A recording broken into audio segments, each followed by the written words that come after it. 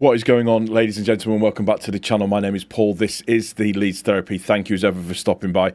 I really do appreciate it. I hope you're doing well.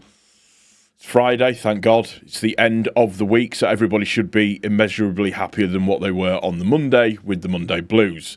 On the right-hand side of the screen, you will have noticed that my socials will have gone up on there. So particularly my YouTube, if you could make sure that you are subscribe to that for me. Turn your notifications on as well. Any comments that you want to make, feel free. Leave them in the comment section down below. And today's video is my preview for the Bournemouth game at home tomorrow, 3 p.m. kickoff. I love that. So this is the usual thing that I'm going to do. I'm going to go through just a little bit of statistical and data-led information for all you statos out there, with regards to Bournemouth and just kind of where we are and how things could pan out. So I'll go through the usual bits and pieces that I normally would do. So first things first, we're going to look at Bournemouth's style of play. So they like long balls. They attempt crosses often. They take long shots. They take a lot of shots as well. They attack through the middle. Consistent first 11. Opponents generally tend to play aggressively against them, and themselves, they are also aggressive in terms of the way that they play. If we deep dive into it a little bit more, so if we then turn into strengths and weaknesses, so they are very, very strong at shooting from direct free kicks. They are strong at creating chances through individual skill, counter-attacks, creating scoring chances, defending set pieces, and also protecting the lead as well. In relation to their weaknesses, they're very weak at finishing, or they're weak, I should say, at finishing scoring chances. They're weak against defending against skillful players. They're weak in the aerial duel side of things, which could play into our hands with the land of the giant side of stuff. They're also very, very weak at playing the offside. Now, our defence, take the Arsenal game out of the picture, has been very good so far this season. So, hopefully, that should play into our hands a little bit. We'll just have to wait and see. Going into Bournemouth's form so far, going on the past few games that they've actually played. So they beat Wolves 1-0. They drew at Brentford. Sorry, they lost to Brentford 2-0. That was a cup game. They beat Tottenham Hotspur 1-0. They beat Brighton 2-1. And then they drew against Newcastle 0-0. So, yeah, they've had a very, very good start to the season. Just highlight this in a second. When you look at the previous 6 meetings and also in terms of league positions overall, we've got 66% in terms of wins over the last 6 meetings. Bournemouth is sat at 33%. And there's been no draws, oddly enough, but I think we've played them in our whole lifetime, 15 times overall. Interestingly, we've not lost to them at home, which isn't a stat that I wanted to bring up, but it's there anyway, so make of that what you will. Standings-wise, Bournemouth are sitting 4th in the league. They've won 3, drawn 1, and lost 1, currently sat on 10 points, whereas we're sat 12th. We've won 2, drawn 1, and lost 2, currently sat on 7 points. There's only 3 points separating the team. It's still early doors in the season, but Bournemouth have got off to a very good start, and I do believe that this game will be quite a good test of where we are as a team overall, and it'll just be good to see how the system performs against Bournemouth on the day. Looking at insights for the games, we've scored 4 goals in our last 5 matches. The point that I've just made, Leeds United and Bournemouth have not drawn any of their last 6 matches against each other.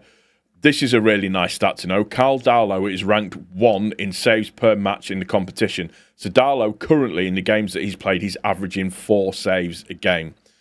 Bournemouth have scored 4 goals in their last 5 matches, so very similar to us. David Brooks is ranked number 1 in big chances created in the competition. He's created 4 big chances. And Semenyo has the most shots on target per match for FC Bournemouth. He gets at least 1 shot per match on target.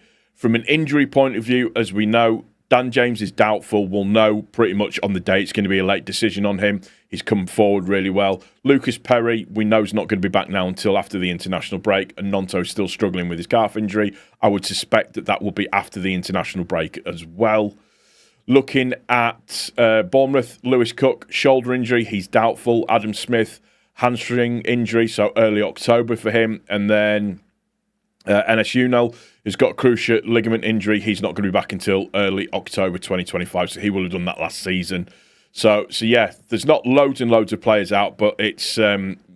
I hope Dan James makes the start for this game because I think he could be very, very useful. And then looking at top-rated players, it says top scorers, but there's just in terms of top-rated players, and it kind of sits out quite well. So for us, it's Stach, and or Stach, depending on how you want to pronounce it, and for Bournemouth, it's Semenyo. Semenyo is a very, very good player. FootMob rating for both, 7.38 for Stach, and then 7.95 for Semenyo. Semenyo's got 3 goals, Stach has got 1. The expected goals, 0.59 for Stach, but 2.73 for Semenyo. Matches played, 5 each. So obviously you can see the difference in the two players. Stach is very much a combative midfielder. Semenyo is an absolute menace on the pitch. He's been playing really, really well. He's been one of my favourite players so far this season. But if he could just turn it off a little bit for me, I would greatly appreciate that going into the next game.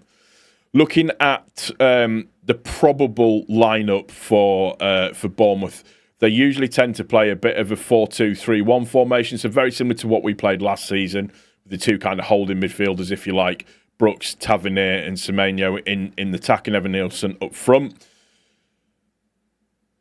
Obviously, a lot of people have talked about it, but it's Adam's first return back to Elland Road since obviously he left, stomped his feet, threatened to sue, all of that kind of stuff.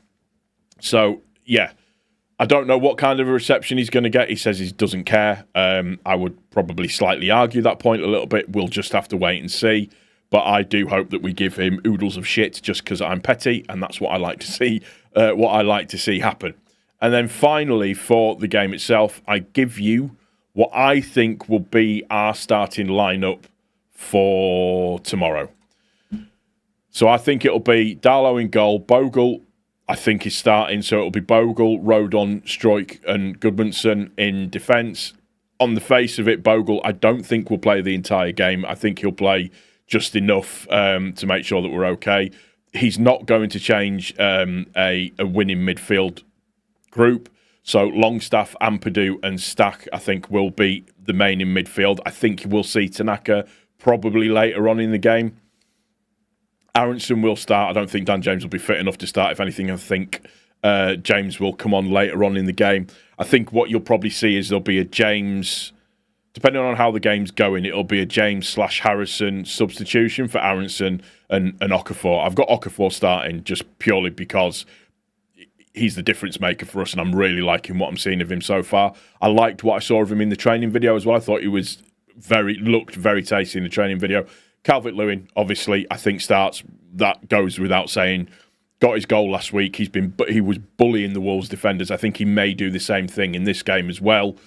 And this could be another good game for him. I'm not going to give predictions. I don't like to give predictions. But for me, this is a really good test of where we are as a team and where we're actually going to sit in the Premier League. I'll take a draw. Obviously, I'll take a draw straight away because points mean prizes. Points keep you where you need to be. Points are the things that keep you moving up the table or keep your level consistent. But I'd love us to get the 3 points. Obviously, I would. And I would think that we would go into the game thinking that we can possibly win it as well.